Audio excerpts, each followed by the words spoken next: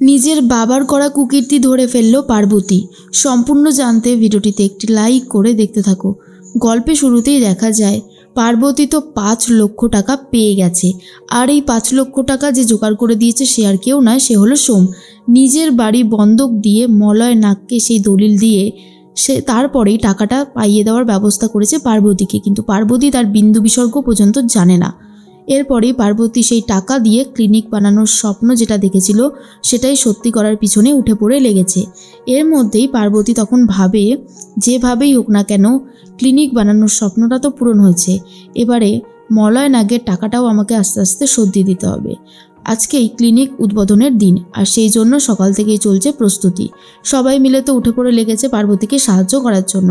তার মধ্যেই গ্রামের কিছু লোকজন ছেলেরা এসে ক্ষিপ্ত হয়ে গেছে পার্বতীর ওপরে আর বলে, এতদিন ভুবনপুর যেভাবে চলেছে সেভাবেই চলবে। এখানে মেয়েরা এইভাবে ডাক্তারি করতে পারবে না। মেয়েরা ঘরের লক্ষ্মী, তারা ঘর সামলাবে আর পুরুষ মানুষ বাইরেটা সামলাবে।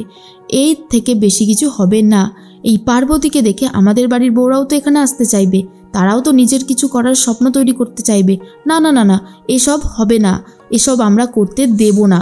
তখনই পার্বতীর পাশে এসে দাঁড়িয়েছে ভুবনপুরের প্রেসিডেন্ট সোম আর বলে, তোমাদের চিন্তাধারা এরকম কেন? আজ যদি মেয়েরা আমাদের মতন ছেলেদেরকে জন্ম না দিত তাহলে কি আমরা এই পৃথিবীতে আসতে পারতাম? মেয়েদেরকে দমিয়ে রাখার সেই ইচ্ছেটা না তোমরা এবারে ত্যাগ করো। এখানে এই সালে দাঁড়িয়ে এখনকার দিনে মেয়েদের উপরে আর জোর করা যায় না। মেয়েরা যেমন ঘর সামলায়, সবটা বাইরে সামলাতে পারে, পুরুষ মানুষও কিন্তু সবটা করতে পারে। মেয়ে আর ছেলের মধ্যে কোনো পার্থক্য নেই, এটা অন্তত বুঝতে শেখো তোমরা। কিন্তু গ্রামবাসীরা প্রচণ্ড ক্ষিপ্ত হয়ে গেছে। এই পার্বতীর করা ক্লিনিক ভেঙে দেবে বলে ঠিক করে। কিন্তু সোম তখন বলে, চিন্তা করো না পার্বতী, এই সোম যতক্ষণ আছে তোমার ক্লিনিকে একটা আঁচড়ও কেউ কাটতে পারবে না, তার সমস্ত ব্যবস্থা আমি করব। এরপর পার্বতী ভাবে, সত্যি সোমকে আমি যত দেখি ততই অবাক হয়ে যাই। মানুষটা আমার হয়ে গ্রামের মানুষের সাথে লড়ে যাচ্ছে। এরপরে গ্রামবাসীরা যখনই ক্লিনিক ভাঙতে আসে সোম তাদেরকে মেরে ধরে একেবারে বাইরে বার করে দেয় আর বলে, আমার স্ত্রী ভালো কিছু করতে চেয়েছে আর তোমরা বাধা দেওয়ার চেষ্টা করছো। শুনে রাখো, আমি থাকতে সেটা হবে না। আমি কিছুতেই এটা বরদাস্ত করব না। দেশে প্রশাসন বলেও একটা ব্যাপার আছে, ভুলে যেও না সেই কথাটা। এরপর সবাই ভয়ে পালিয়ে যায়। একে একে সবাই আসতে শুরু করেছে। সোমের বাড়ির লোকজনও চলে এসেছে। তখন শিবু কাকু ক্লিনিকের নামটা দেখে খুবই অবাক হয়ে যায়, কারণ ক্লিনিকের নাম ছিল সৌদামিনী দত্তের নামে। আর এটা দেখার পরেই শিবু কাকু বলে, তোদের মায়ের নামে ক্লিনিক করেছে পার্বতী, এটা দেখে তো আমার চোখ জুড়িয়ে গেল। তখনই রত্না বলে, সেটাই তো বাবা, আজকে পার্বতী যেটা করেছে তার জন্য তো আমারও গর্বে বুক ভরে যাচ্ছে। আমাদের মায়ের নামে যে ক্লিনিকটা করেছে না পার্বতী, সেটা দেখবা বাবা খুব চলবে, মানুষ এসে এখানে খুব উপকৃত হবে। এরপরেই পার্বতী আর সোম রেডি হয়ে চলে এসেছে।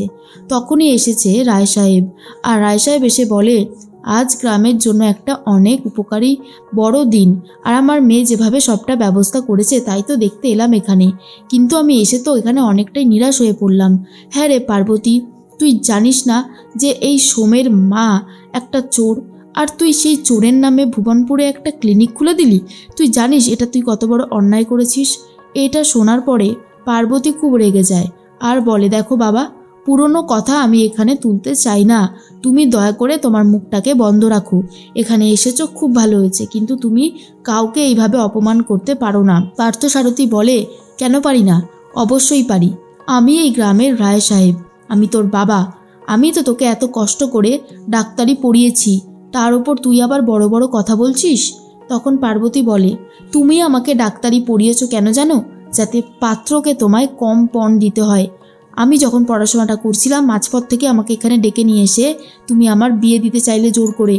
আর তুমি এই যে আমাকে পড়িয়েছো, শিক্ষিত করেছো না, তার একটাই কারণ, যাতে পাত্রপক্ষকে তোমায় পণ কম দিতে হয়। এরপরেই পার্থসারথী বলে, পার্বতী, তুই সবার সামনে দাঁড়িয়ে এভাবে আমাকে অপমান করতে পারিস না। পার্বতী বলে, কেন পারি না? তুমি যদি এখানে দাঁড়িয়ে আমাকে অপমান করতে পারো তাহলে আলবাত আমি তোমাকে অপমান করতে পারি। ঢিল ছুড়লে তোমাকে পাটকেলটাও খেতে হবে বাবা। এরপরই সোম বলে, এই যে পার্থসারথী রায়, আপনি আপনার মেয়ের সামনে এইভাবে সবাইকে অপমান করতে পারেন না, আপনি আমার স্ত্রীকেও অপমান করছেন, এটা কিন্তু আমি কোনোভাবেই মেনে নেব না। তখনই পার্থসারথী বলে, ভাবতেও অবাক লাগছে যে আমার মেয়ে নাকি এতটা বদলে গিয়েছে, যাকে দেখে এখন আর আমি চিনতে পর্যন্ত পারছি না। পার্বতী বলে, আমি তাহলে আর কি বলতে পারি? তুমি যদি আমাকে চিনতে না পারো সেক্ষেত্রে তো আমার কিছু বলবার নেই। তবে একটা কথা জেনে রাখো বাবা, তুমি যেটা করছো সেটা অন্যায় করছো। আর এই পার্বতী কখনো কোনো অন্যায়কে সাপোর্ট করে না, প্রশ্রয় দেয় না। এরপরেই তার বাবা তো চলে যায়। তখনই সোম বলে, পার্বতী আজকের দিনে আর চোখের জল ফেলো না, নাও ফিতেটা কাটো। এরপরেই সৌদামিনী ক্লিনিকের উদ্বোধন করো। তখনই পার্বতী বলে, আমি না, আজকে ফিতে কেটে উদ্বোধন করবে শিবু কাকু। শিবু কাকু নাও কাঁচিটা ধরো আর ফিতেটা কাটো। শিবু কাকুকে যে সম্মান পার্বতী দিয়েছে, শিবু কাকুর চোখে জল চলে আসে। তখনই পার্বতী বলে, কেঁদো না শিবু কাকু, একদিন দেখবে যে তোমাদের বাড়ির মানুষ সোমের মা ঠিক ফিরে এসেছে, আর সে এসে নিজের সাথে ঘটে যাওয়া অন্যায়ের সবটা সে এক্সপ্লেন করবে আর বলবে ঠিক কী হয়েছিল।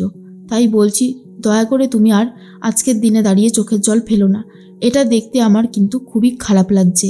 তখনই শিবু কাকু আর চোখের জল ফেলে না।